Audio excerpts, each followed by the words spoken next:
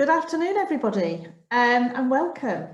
Welcome to our third event in our Open Innovation series. So for those of you who've been with us before, so welcome back and welcome to some of the new innovators, corporate leaders, policymakers who've joined us today. So we continue our conversation really all about how we're transforming the traditional sectors using open innovation and how we can sort of explore how we can be challenging really the status quo and bring innovation into many heavily regulated sectors. So my name is Janet Coyle. I'm the Managing Director for Business Growth at London & Partners. So London & Partners is London's business growth destination agency, if you haven't come across us before. Now, several months ago, we created what we call this Open Innovation series, because we were really keen to shine a spotlight really on open innovation, what's happening across our incredible ecosystem, but also to showcase some of the corporates who are doing incredible things using open innovation to really transform change across their businesses. So why are we doing this? You know, why are London & Partners so keen to do this work in open innovation? Well, I think many of us have probably seen in various McKinsey reports and elsewhere that open innovation can be seen as a bit of a luxury, particularly during real challenging times. And I think the last 12 months has probably been one of the most challenging years for many. And yet we also know that innovation is essential. It's essential for businesses to grow. And those businesses that are really embracing open innovation are going to be streets ahead of their competitors. So it absolutely makes business sense. Now, we decided to create something called the Open Innovation Fellowship a few months ago. And the reason we created this was to really help those sort of senior executives across these big corporates to come together as a peer-to-peer network to really learn about how to take their open innovation to the next level, but also to be with like-minded people who are all trying to drive change within their businesses. So what is it? It's a 4-month executive education program. It's all run in modules. You get peer-to-peer learning, as I said. You also get involved in immersive sessions. You get to see and meet different parts of London that are really driving change through open innovation. So you also build this incredible network. We run this in partnership with the Royal College of Art, which is a brilliant collaboration. So you're actually getting the best of their network as well as their sort of academic rigor. Now, the head of our innovation programs, Lauren Quigley, who you'll be seeing shortly, she's going to stay behind after this session. This session is going to last about an hour, and then Lauren will stay behind. If anybody wants to understand a little bit more, you might want to think, well, I'd like to be part of the next cohort. The next cohort is going to be October. We are running a cohort at the moment, actually.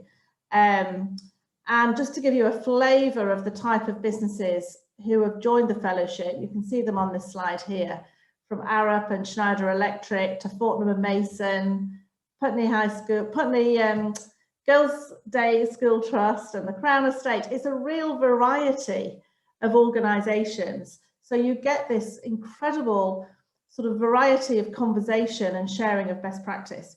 So Lauren will stay behind at the end of today, talk to anyone who's interested. So I do encourage you just to stay if you want to know a little bit more about this incredible programme. But now to today, and it gives me absolutely great pleasure to introduce you, or introduce to our virtual stage, the Commercial Director of Elmarx, Simon Spear. Now, I've known Simon for several years, actually, but more in his previous role at Tech UK, when he was really driving a lot of the digital transformation across the UK.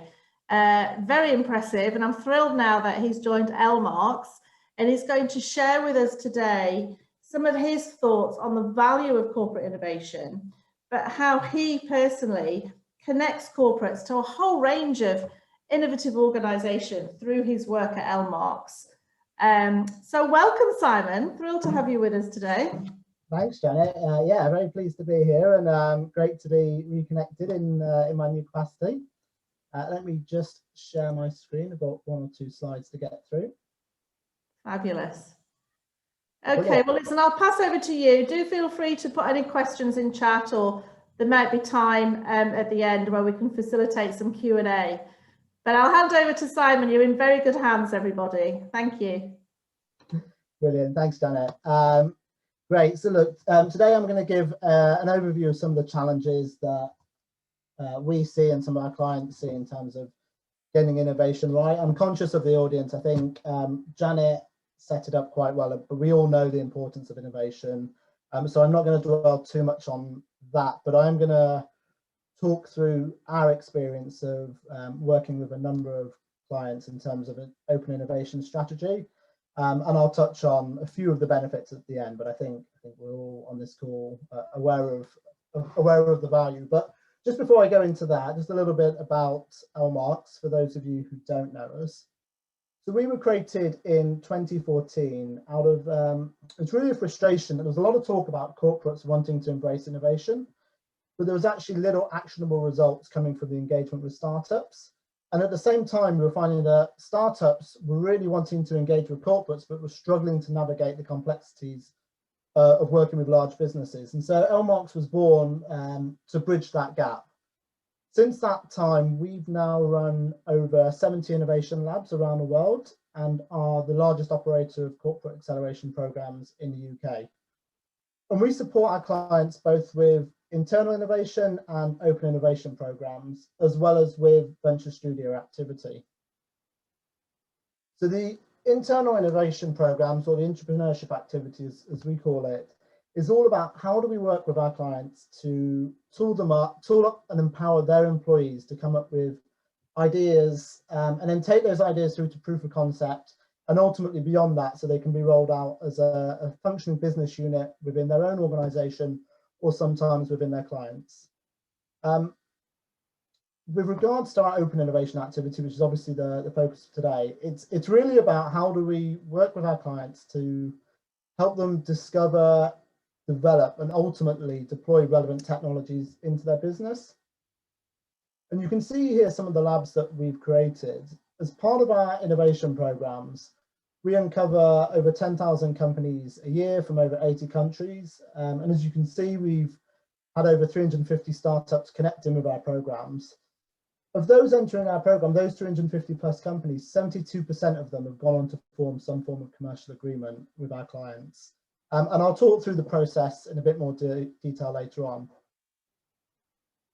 We've got offices in the UK and in the US, and you can see some of the clients that we've worked with. And we've worked across geographies and across industries, and you can see the green dots are basically where we've had activity. Just to warn you, I'm going to go through quite a lot of slides and at a fairly quick rate, but I'm very happy to make these slides available afterwards. But I just wanted to flag that in, before I get to that. So when we think about open innovation, there's clearly some challenges, and getting a strategy right is hard. And you can see some of the stats here. So 70 to 90% of new products fail every year. And only 40% of those developed products make it to market.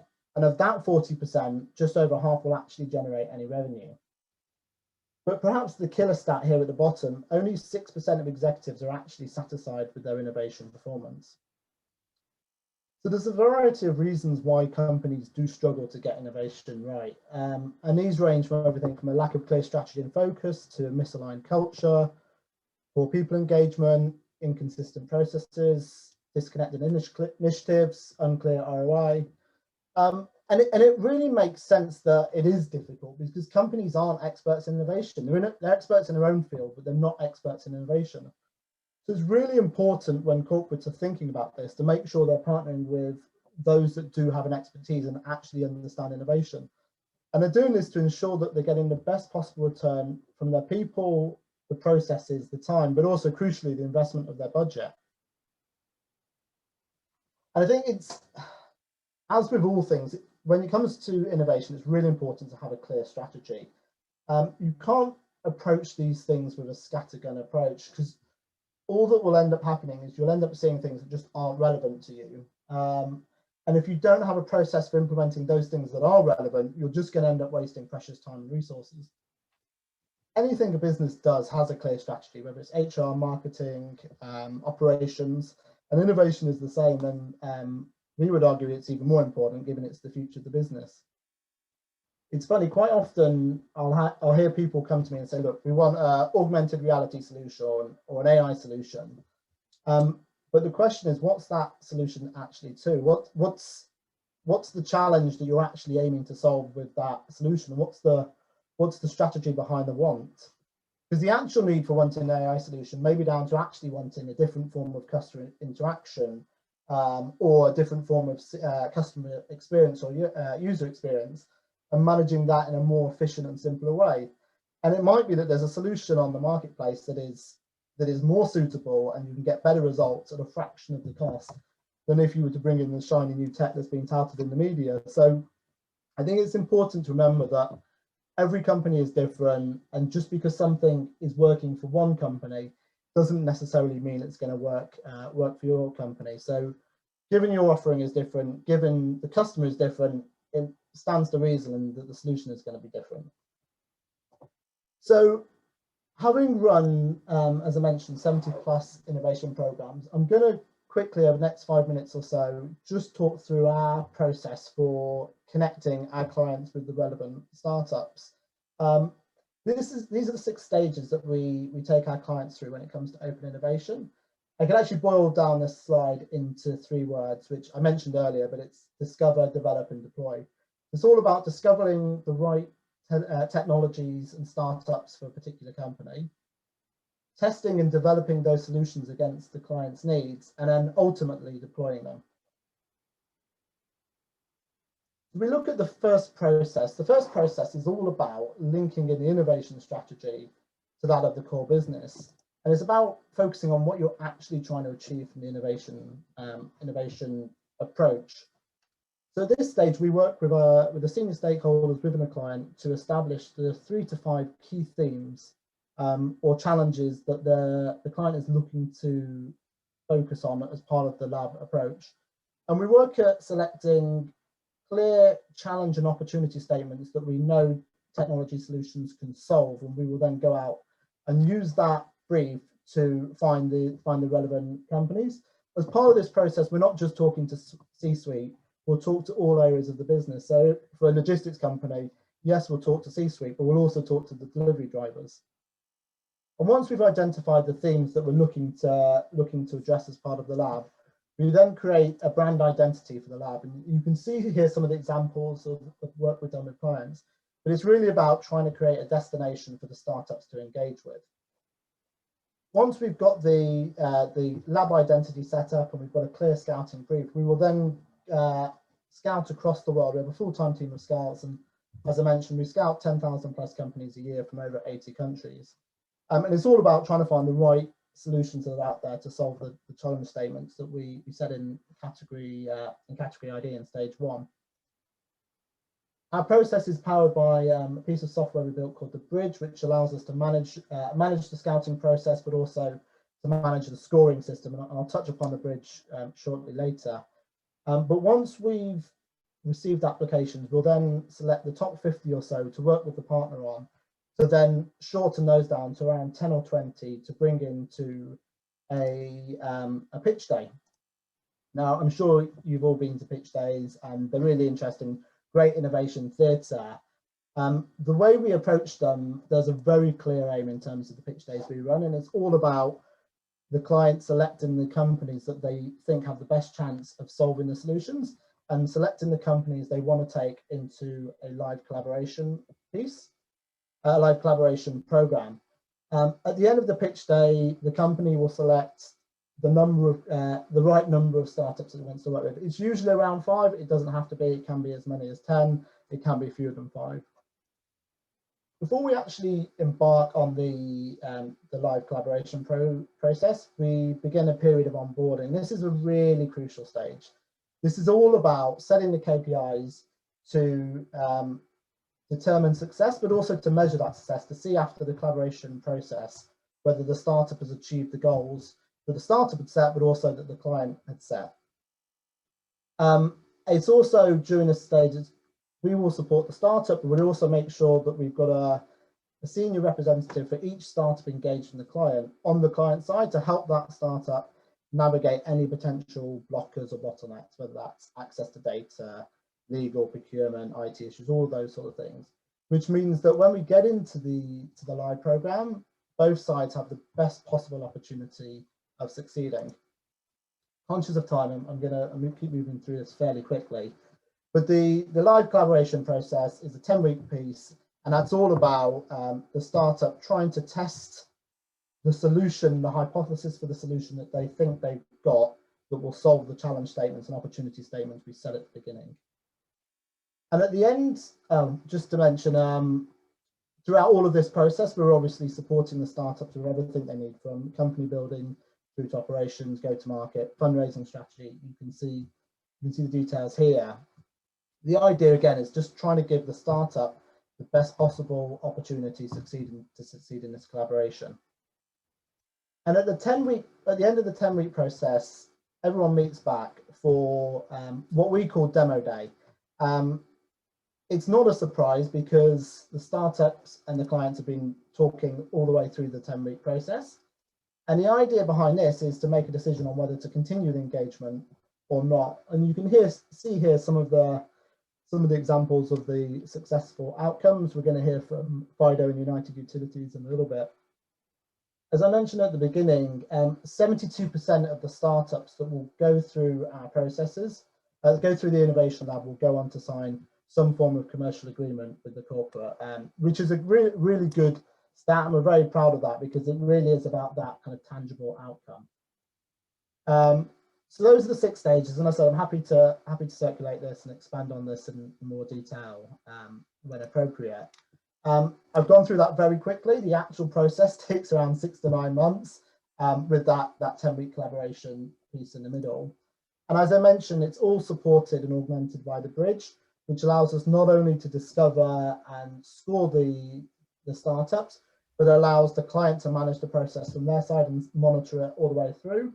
In the good old days when we had physical events, participants would be able to use the Bridge app to be able to score clients. Now we use the Bridge to run all our events as an online platform. And essentially it's an end-to-end project management platform for us and for the client. Just to touch upon finally some of the outputs and benefits. I'm not going to list all of these off, but it's the process and the idea behind the Open Innovation Programme is it's all about designing the space and the opportunity for clients to discover new technologies against their key strategic objectives and gain early exposure to that technology, but also to help shape that technology as it's growing. And it's about providing the platform for the startups to engage with the client to develop their product in a safe environment that allows either for the collaboration to unfortunately fail fast, or ideally allows for rapid and effective deployment. So I'm going to stop there. I appreciate that was a lot of information in a short space of time, but thank you all for listening. I hope you found that interesting. And I'm going to hand back to Lauren. I think it's going to take us into a session where we can hear about a good live example of where this went really well with United Utilities and Fido. Amazing, Simon. Thank you so much. Before you head off, I do actually have a sort of a quick question for you just on that. Just obviously you took us through those 6 stages, all key, I imagine, to the process. But I mean, from your perspective and experience, is there one that is particularly critical to get right to make sure that you kind of lay good foundations for innovation activity that you're about to conduct? Yeah, so I'd say there's 2, if I can cheat by saying there's 2. Yeah, you can cheat. I mean, they're all important. But it's 1 and 4. So that category identification, really getting to the heart of what are you looking to achieve? What does good look like? Why are you doing this? And how does your innovation strategy connect into your core business strategy? Going beyond that, we want an AI solution. What are you actually trying to achieve? And if you get that right, the rest of the processes will follow. You'll get a decent scouting brief. You'll then find the right companies. You'll then be able to select them and judge them at pitch day because you'll have the best ones. And then the second really important element of that is the is the bit around onboarding. And again, look, what does success look like? Every startup is going to be different, and even working with the same client, what is going to look great for one client, where they may already have sold their product into a similar client, or whether someone's working with you to grow two people have an idea, we've seen with a previous client, and they want to work with you to grow out an insurance offering for the automotive market. The KPIs are going to be different. What good looks like is going to be different.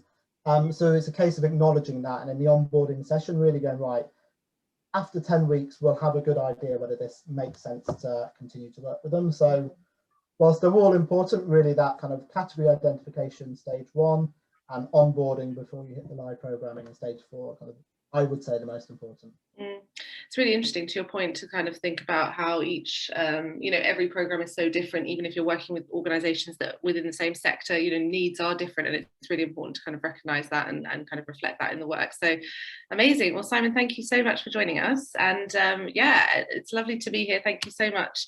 Really excited to move to our next session and welcome our panel. So as Janet mentioned, my name's Lauren. I'm the head of the Innovation Programmes team at London & Partners, leading on the Open Innovation Fellowship and a few other key initiatives across the business. And sort of building on some of the work and kind of foundations that Simon has laid for this conversation, I'm delighted to now welcome our panel to the stage, or virtual stage as it is. So kicking us off first, we have Kieran Brocklebank, who's the head of innovation at United Utilities. In his role at United Utilities, Kieran delivers multi-million-pound efficiencies by introducing great ideas into the company. This involves creating a network to harvest brilliant ideas, reviewing them to see if they really fit with the company strategy, as Simon's alluded, a really key part to effective open innovation, and then approving funding and project and portfolio management across the business. We're then also joined by Jennifer Walker, who's the program manager at Elmarx. So in her role, Jennifer leads on Elmarx innovation programs with large northern partners such as United Utilities, and she's very passionate about bridging both corporates and startups together to really ignite change and reach that common goal. And then finally, we are joined by Victoria Edwards, who is the CEO at Fido. So Fido's innovative leak detection AI gets engineers to the leaks that matter first, automatically identifying leaks from any acoustic or kinetic file and ranking them by size to enable maximum resource efficiency. So as CEO, Victoria is responsible for the vision, leadership, ethos and planning that really underpins the group's activities and worldwide expansion. So since co-founding the company in 2018, they've built a strong team of scientists, technical and operational experts who are committed to continually developing Fido AI as the industry's go-to answer for leak detection. So really exciting to have you all here.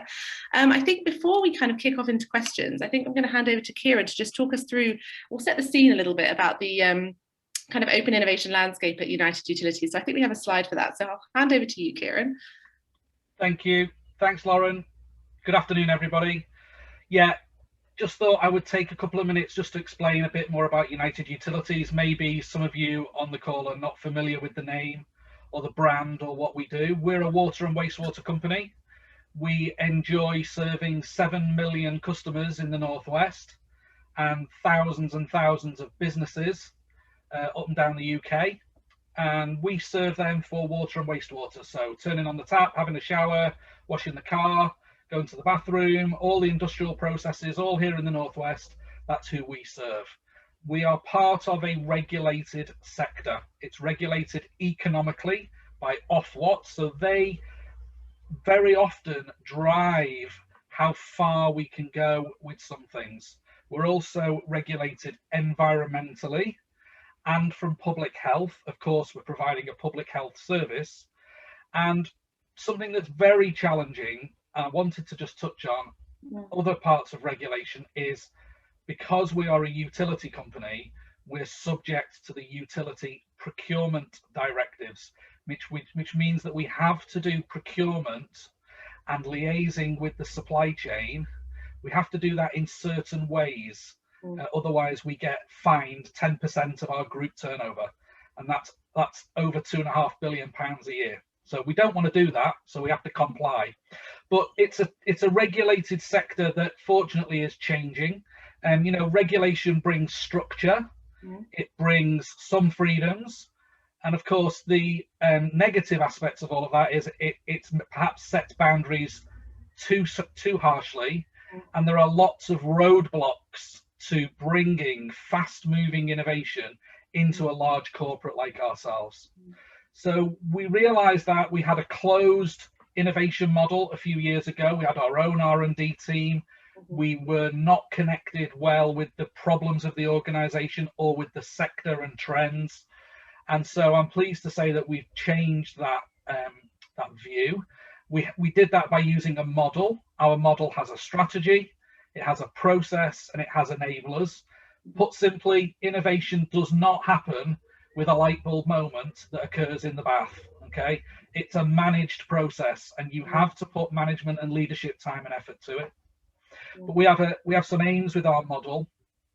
One is to encourage new entrants, find new people who can shake us up and shake the sector up. We're looking to try and overcome those traditional boundaries of regulation and, dare I say, the boring water sector, in that we're very slow. Not enough new ideas come to the market fast enough. So we know testing and trialing takes a long time, but one of our aims is, how can we do that faster? We know innovation involves people in our organization, people externally, and we want to engage with more people, get more people excited by more things, spot the superstars and spot the less, whatever the opposite of superstars is. I was thinking of a rude word that I won't say. What we want to find those people who really grasp the innovation behavior and push on those open doors, rather than try and persuade every single person in the whole ecosystem to try and be innovative. That's just way too hard. And then, of course, we want to share our story. We want to not only collaborate with others, we want to tell our customers we're doing a great job for them and being innovative. And we want the sector to realise that, okay, the water sector may be seen as traditional and slow moving, but maybe at least one or two companies in there are trying to make a difference. Our approach is all around playing to strengths and partnerships. So I'm really pleased that I'm joined on the panel with two of the people who've helped make that happen. So we're joined by Elmarx and we're joined by Fido, and they've all been part of our recent successes in our open innovation approach. And we adopt the model that Simon referred to before. We have a lab program, and we've currently just finished our 3rd lab program working with Elmarx, and we're now in the planning to start our 4th, 5th, 6th, 7th, 8th and 9 millionth. So we love this model and we want to keep doing it because it gives us good success. Thank you, Lauren. I just wanted to set the scene. Yeah, and I mean, I think before I kind of bring Jennifer and Victoria in, I mean, it'd be really good to just understand a little bit more, dive a little bit more into kind of what some of those blockages really were when you were sort of previously looking outside the business. And I imagine some are still the same, but it would be great to kind of understand some of the steps you've taken to overcome some of those really big, gnarly blockages that I imagine you've come up against. Thank you. Well, one very specific one I'll start with is the procurement regulations. You know, unlike Amazon, we can't just spot a startup or a supplier who's got something really interesting and just snaffle them up. We can't start working with them without complying with some pretty stringent and regulated utility procurement legislation. It's a bit dull, but it has some great aspects to it. It means we have to be open, we have to be fair and transparent, we have to look for value. But when you spot a great idea, an innovative new idea in the market, to then have to be forced to go out to competition to share that idea with the marketplace, that is a massive roadblock. And instantly, the innovator's intellectual property dissolves overnight. And it's no wonder large corporates get bad reputations when they behave like that. And it's something we try and avoid. Our lab program is designed specifically to protect people's interests all the way along and to be compliant with this pretty stringent, pretty tough and boring procurement legislation that we have to abide by. There's one. Another one, of course, let's think environmental and let's think public health. You do not want us innovating around the quality of your drinking water too quickly. You don't want us trying new things that end up coming down your tap. You don't want to be feeding your pets or children with some of the stuff that, you know, is not safe, does not meet those high water quality standards. Yeah.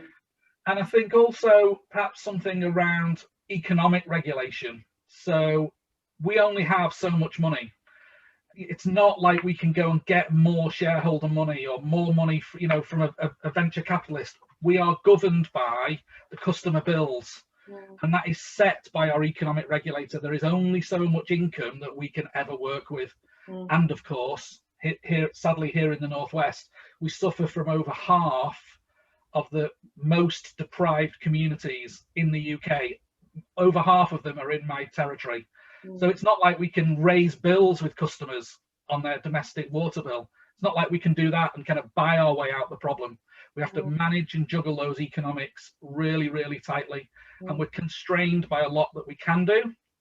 Fortunately, our regulators all recognise these roadblocks, and they're trying to do something about it with our help. So it's almost, you know, yeah, the internal innovation is as vital as kind of looking outwards for kind of new solutions to some of the existing challenges. And I mean, to your point around some of the sectors that, well, it being a sector that you can't necessarily play hard, like fast and loose with. We've worked with kind of, yeah, the Mayor's Office of Policing and Crime and Arabs in the built environment. You know, no one wants anyone playing around with bridges and kind of things like that in terms of innovating. So we do understand, yeah, some of the pain that I can imagine you've experienced. But kind of moving now to you, Jen, obviously you've been working with Kieran and kind of rolling out these kind of great programs. It would be great to kind of get a sense of, maybe from your side of things, kind of how do you change the way that you work when you're kind of engaging with a non-say tech native environment, and kind of how does that change your approach, and how do you kind of change the way that you then also work with startups and things like that when they're thinking about how on earth can I kind of match my approach to theirs? Yeah, definitely. Hi, everyone. So yeah, I think with us, with Elmarx, something that we pride ourselves in is embedding ourselves very securely into the corporate and just really understanding their needs and areas of opportunity as well. So I think, like Simon said before, that is the real base of it. And we really try and embed ourselves with the landscaping calls, with the category IDs, to really know what the problems are and how best we can tailor the programme to their needs. So in terms of UU, Kieran's just mentioned, we changed the timeline to suit that commercial and procurement area at the start. So we have a lot longer onboarded period for that.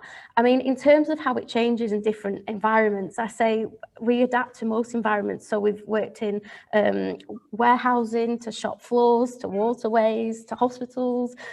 So we really just have to kind of think on our feet, and that is the role of Elmarx as well, because that is our kind of what we bring to the table in terms of seeing it from an outsider's view. And Kieran, I know you've often said that to us as well. It's really valuable for you to have that input. Someone that's not in it, you know, you can see a slightly different view of it. I think I would say in a non-tech environment, it can be slightly more challenging to get solutions over the line because of all the regulations as well. But when we do, there is a real tangible outcome to the bigger operational processes. I think UU, though, the strategic innovation is all centered around tech. They call it systems thinking. So we actually run strategy sessions with our suppliers throughout the Lab Live sessions, Lab Live at time, so they can really understand what that strategy is, what systems thinking is, and it's such a great opportunity for them to be part of it. We run a number of kind of onboarding sessions with them to really get them to understand that. And in a normal circumstance, they would usually be on site with Kieran himself in the headquarters and just embedding themselves. And you know, like we all know, natural picking up these kind of the way a company works is best when you're embedded in there. Yeah, definitely. I mean, I think it's, I will kind of come back to this because I think it would be really interesting to think about how you can really bring that diversity of innovation to, you know, an organisation like United Utilities, and how that can really benefit. But kind of, Victoria, bringing you in, I mean, it would be great to learn a little bit more about kind of the collaboration between Fido and United Utilities, and kind of, you know, what your experience was of bringing this kind of innovative, really quite out there solution to quite an interestingly structured, challenging environment, and kind of, yeah, what your experience was of that. Okay, yeah, well, we're actually named after the UU sniffer dogs, because they were using sniffer dogs to fight, so it's Fido, as in the dog. We wouldn't be here even on this panel now, we'd be one of those of Simon's percentages.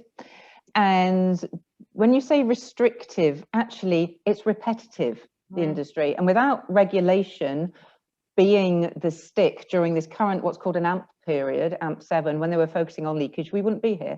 We wouldn't be in the sector. But most importantly, we wouldn't be in this sector, because what the Innovation Lab did at United Utilities, and not all innovation labs are the same, we didn't even know we were in a procurement process.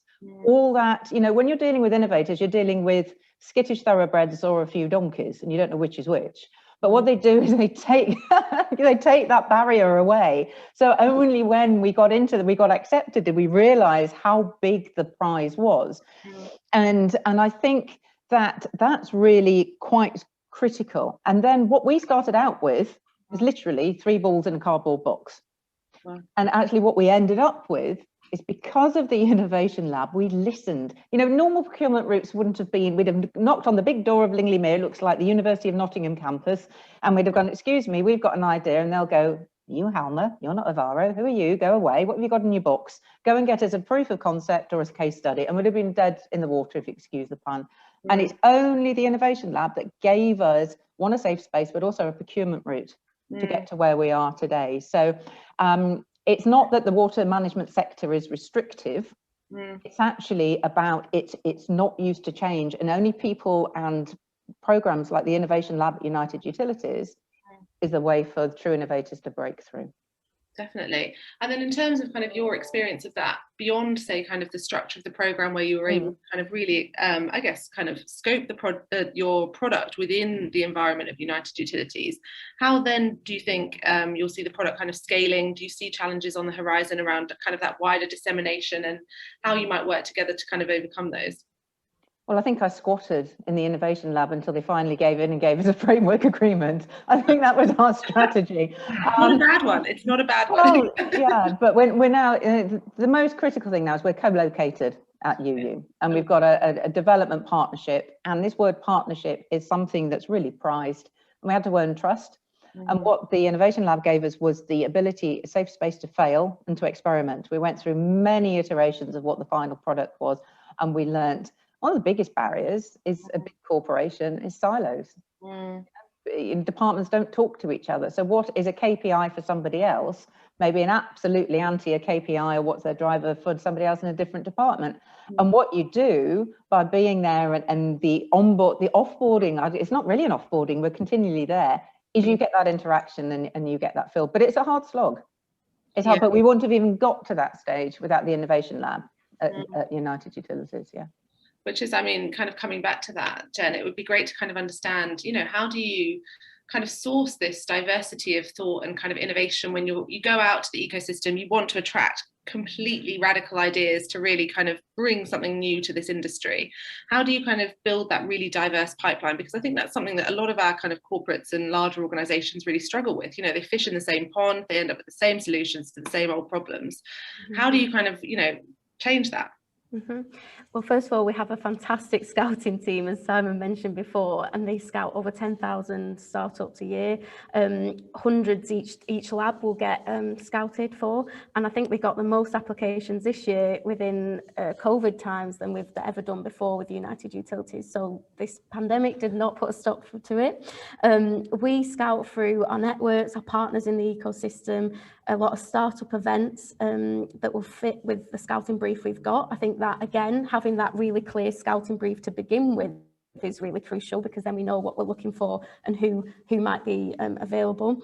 I think in terms of diverse, we always look for different solutions, different problems, different backgrounds and demographics. It's something we've focused on extremely importantly this year. We've got other partners such as diversity partners included, which help us expand our kind of network. Having the categories, I think, as well also helps with that, because it's you're scouting for a wide range of problem areas across the whole organisation. So you're naturally going to get such a range of solutions coming to the table. We also have a wildcard category most often, and that just kind of, again, broadens what we're looking for. Sometimes as a solution that, you know, United Utilities don't even know they need before we, and then they'll kind of prove it. And it'll often solve many problems within a number of different areas within the business as well. I think that's the beauty of what I've seen this year as well. We've had one supplier come into one category, but actually they meet quite a few categories. And that's kind of the beauty of the programme, I think, and all working together so closely. Just a very quick interjection. We met the UU Innovation Lab. It was a beautiful chance, a brief encounter at the 2065 conference at a trestle table. And Kieran came over to us and we were making some outrageous claims.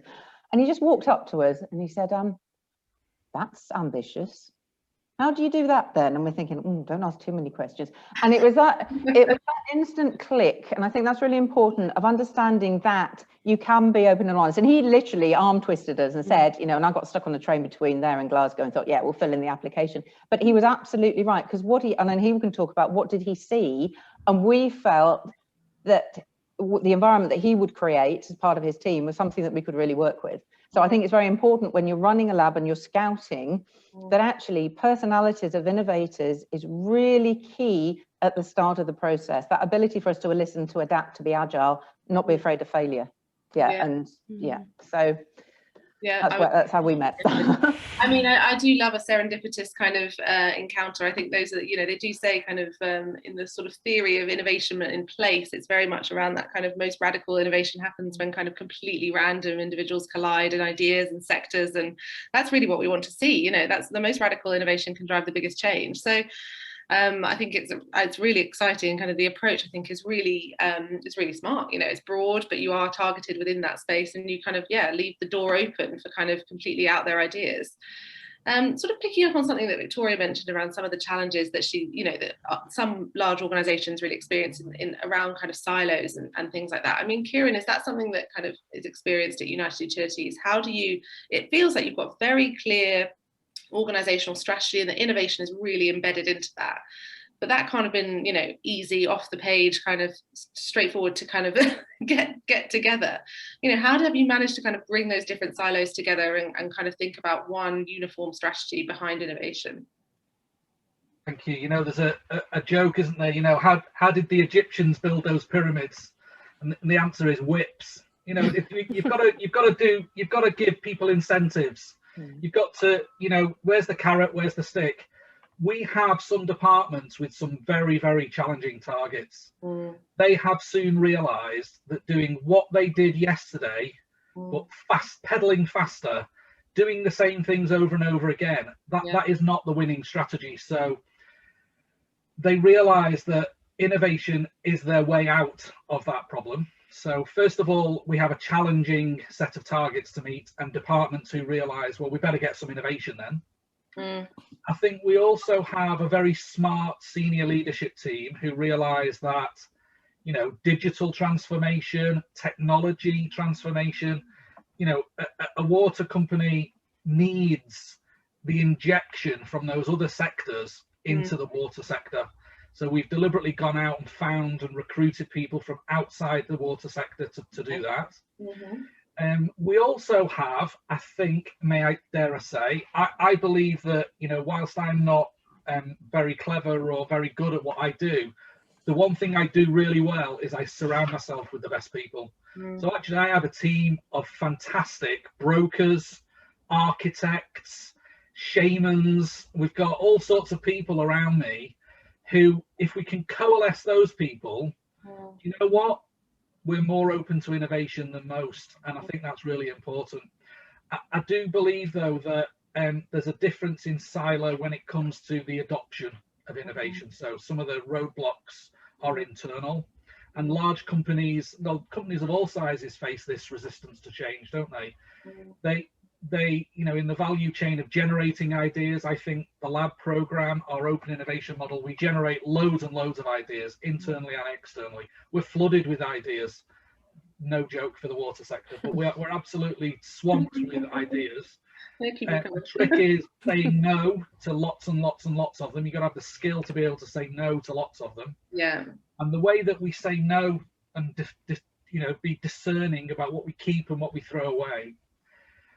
Well, we have brilliant technical teams who can look at ideas and tell us whether they're any good or not. My skill is simply connecting all those new ideas to the right people. So I'm a fantastic, you know, match.com. You know, we're brilliant at introducing the idea to the right department.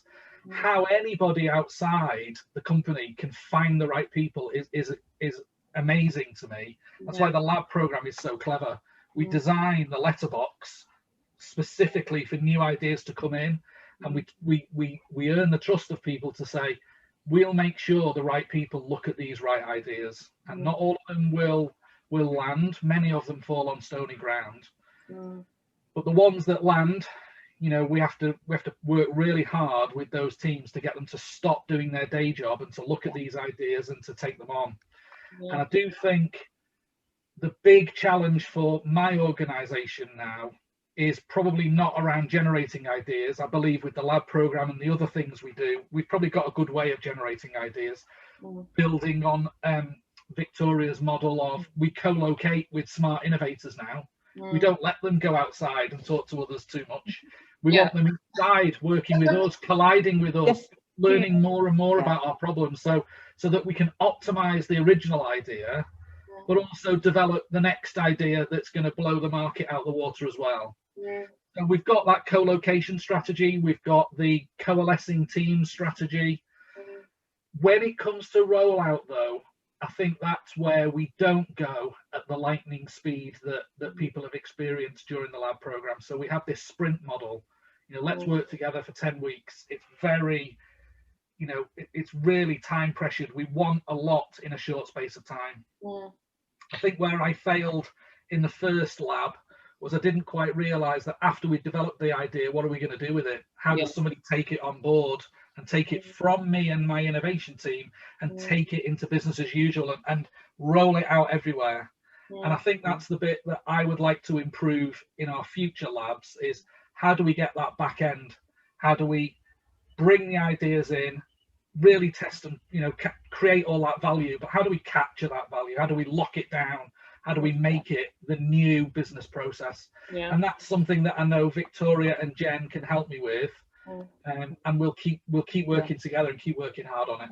And I think Kieran's made a really good point, because there are lots of innovation labs around the country and around the globe in the same water sector, and often you feel like it's a bit of a tick in the box. Now, we wouldn't go down another innovation lab route because they don't do what you do so spectacularly well. The innovation lab is just the start. And that trust and that environment that you pick up, you want to keep going. And actually, they've spent, Kieran, your team, and they've got some fantastic people in the team, have spent more time with us post-lab than during that. And we're seen as a department working together to see where we can develop more, what's the needs of the business, and where can it change.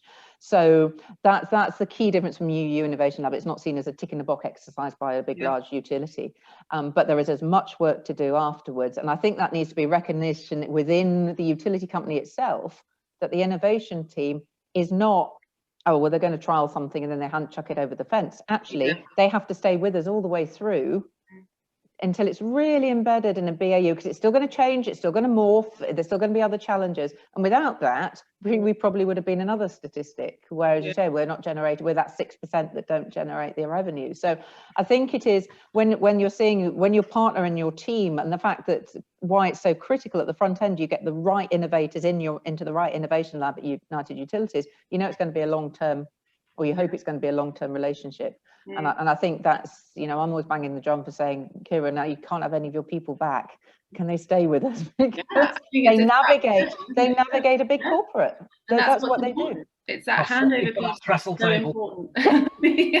It's so important, that handover period, and kind of I think that where we see it work really effectively is when kind of an innovation team almost acts as like internal consultants and really kind of supports that process and really helps embed. But I think, you know, you've touched on so many things that we see come up a lot around, you know, upskilling and kind of recruiting for talent in terms of kind of innovation and kind of how you kind of build that into the process, adopting kind of that risk appetite, which I think is really, really key. And I think it's brilliant the way that you co-locate. I mean, I'm really keen to kind of move into some of the questions. We've got quite a few coming through just from the audience. We've only got kind of sort of 10 minutes left. There's an interesting one from Mymela Glenn. So she says, I know innovation means coming up with something new, but her question is the development of an old technology considered as innovation? Kind of who wants to kick us off on that? Shall I start with that one? Go on, Kieran. Yeah, of course. Innovation for us is harnessing, exploiting good ideas and rolling them out. Where those ideas come from and how old they are, and whether they are brand new to the universe or whether I'm stealing them from another water company or someone in Elmarx client network. You know, I don't care where the ideas come from, I'll steal with pride. So yes, we regularly take what are classed as old technologies. I mean, just to give you an example, you know, the modern hydro generation schemes are just water mills, they're water wheels, they're centuries old technology. They've just got a bit of fourth industrial revolution attached to it. But yeah, we're very interested in not only dusting off an old idea and getting the defibrillator paddles on it and reviving an idea. We're also interested in, well, actually maybe combining an old technology with a new modern process. Maybe that's the innovation. You know, copying from other sectors, taking something that's very traditional in telecoms, bringing it into the water sector. You know, we're miracle workers when stuff like that happens, and we've done exactly that with Fido. So, you know, this is great stuff, and we definitely want to combine old things with modern problems. Thank you for the question. Sorry, I was just going to interject, and we've seen a lot of that this year as well, new suppliers coming in who are from different sectors, and I think that cross-sectional learning has been really, really crucial, and also just triggered a lot of people's interest as well, you know, coming from maybe construction industry into the water, and where it overlaps. I think that's been a really exciting part of the labs so far. Yeah, definitely. I mean, I think it's really interesting. I think the idea of kind of it being sometimes much more efficient to kind of improve, enhance, and build upon what is already there, rather than necessarily reinventing the wheel every single time. I think it's that takes, I think, quite a lot of courage, really, to say, like, this exists, this works, but it needs to be updated, refreshed. This could be added on, and things like that. Another question, which I think perhaps could come to you all, is kind of how you ensure your teams keep momentum you know, going once they've achieved a big milestone. So you know, you've concluded, say, the lab, you know, how do you then at Fido, your team, you know, how do you then continue to work at this really creative, in this really creative way that's like, you know, how do you keep that going? I have the most wonderful job and the most difficult job. I have to keep them focused. I mean, I've got this great outlet where Kieran, I'll go, we have development roadmap updates because we've got a framework agreement for development. And I always keep the most outlandish one till last. And I just see him sit back with his team, his eyes up, going, here we go, where are they going now? But out of that, you know, so motivation is never a problem, because if you're an innovator and you surround yourselves with creative genius, our best hire is because we met our head of engineering, our chief technical officer who invented it, met our head of engineering at the foot of Ben Nevis. And there was a chance conversation about 3D printers, and you know, some of the things they come up with, they are driven to innovate. You know, and actually what the development part of the framework agreement gives them that happy space to really keep going, and that's what's important. So, and I also think you're quite right about cross industry. We keep saying, well, why didn't you go to oil and gas? Why haven't you gone into the military? Why haven't you done this?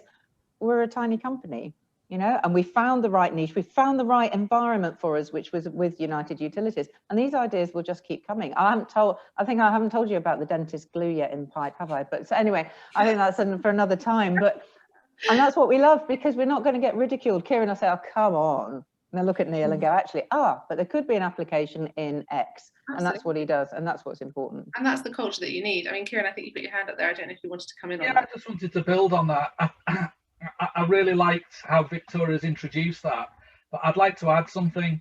I don't think the people she's talking about, or the teams that I work with, we don't innovate for innovate's sake. This is not intellectual stimulation. We have agency for everything. We want to apply that smart thinking to a real problem, whether that's an engineering problem, a science problem, or what we really, really love doing and we're very passionate and engaged about is we want to serve our customers better. We know that they're captive customers. They can't go anywhere else for their domestic, you know, water service. So, you know, that privileged position, we shouldn't overlook that. We should give them the best customer service we can possibly give them. And so, you know, many people that I work with, the superstars, they are absolutely driven as they are at John Lewis or at BMW or at any of these Amazons, these so-called customer service oriented people. The water sector is absolutely brilliant at some of this stuff. And the people are engaged, the trust is earned. you know, very simple things. We have KPIs and metrics. People are, you know, incentivized to be innovative, to keep that momentum going. We want the next innovation because it gives us an efficiency saving. It gives us some value somewhere. It means that we have fewer leaks. That is a brilliant environmental story, and we love telling those stories. So loads of us are really, really engaged with the world of water, and we love finding a solution and attaching it to a problem. What Victoria stumbled on was they had a solution and were trying to find the real problem it could be connected to. Well, we know the problems.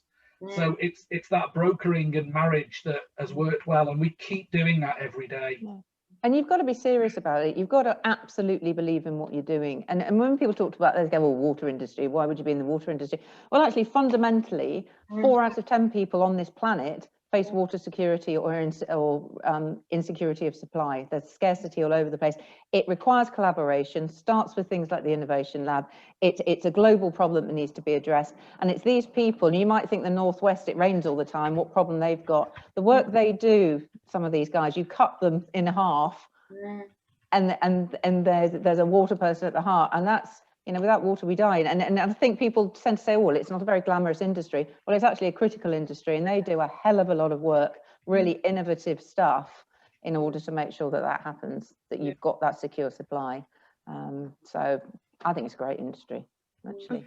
And from a kind of outside middleman kind of position, all the suppliers, as soon as they work with UU, like Victoria was saying, the passion and engagement that UU show and the core team show is something that once the suppliers are in front of them, they realise what opportunity they have. I mean, we've had suppliers that are breaking into the UK market. Now, without this lab, they would never have been in front of the right people to understand what they need to go through, how they need to change the product to fit the UK market. And all these things, I think, as soon as they come onto the lab, they realise, okay, this is a great opportunity. Yeah, but I also think there's honesty on both sides. I think United Kieran was very honest with us. It's going to be a long, hard slog, and a lot of you will fall by the wayside.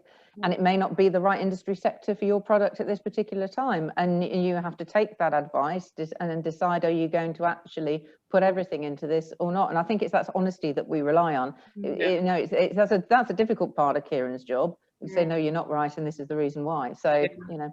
But it's so important to say no quickly, and you know, we see that again. It's like, you know, that's all companies want. You want transparency, you want, you know, honest relationships. And I think just to kind of, I think, wrap us up, because we are at 5, I think that is a really good point to kind of finish on, is expectation management. You know, respect both parties, both sides. Everyone's out to kind of, you know, innovate, be curious, and kind of has something to deliver. So it's about kind of trying to find those great fits and respecting when they don't necessarily, and not trying to sort of put a square peg in a round hole, etc. But I just want to say a huge thank you to you all for joining us this afternoon. I mean, so many, I've literally been scribbling away, as I'm sure you've seen, but so many great takeaways. You know, incentivization is so important to kind of manage that process internally.